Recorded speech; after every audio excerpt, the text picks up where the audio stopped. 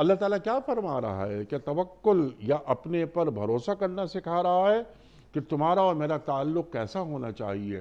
الیس اللہ بکاف عبدہ، ارشاد۔ انیسہ پوری تفصیل کے ساتھ انٹرو میں آپ نے بات رکھ دی ہے۔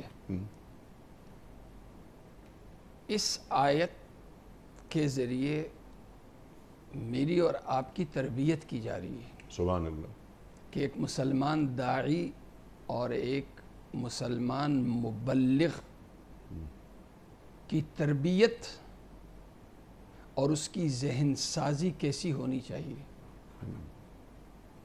مسلمان مبلغ بننے کے لیے، مسلمان داعی بننے کے لیے بہت زیادہ ضروری ہے کہ آپ حالات کا اثر نہ لیں،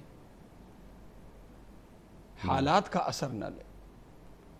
حالات کا اثر میں تبھی نہیں لوں گا جب میرا دل اتنا طاقتور ہوگا کہ باہر کی کوئی چیز اس پہ اثر نہ کرے۔ سبحان اللہ سبحان اللہ۔ جیسے ایک ہوتی ہے نا بلٹ پروف گاڑی، بم پروف گاڑی، تو اسی طرح اس دل کو اگر میں اس طرح طاقتور بناؤں کہ باہر کے حالات جسم کو تو متاثر کر دے لیکن میرے دل کو متاثر نہ کرے، یعنی وہاں خوف اور مایوسی اندر داخل نہ ہو، تو اس کے لیے ضروری ہے، بہت زیادہ ضروری ہے، وہ خود اعتمادی نہیں ہے، خدا اعتمادی ہے۔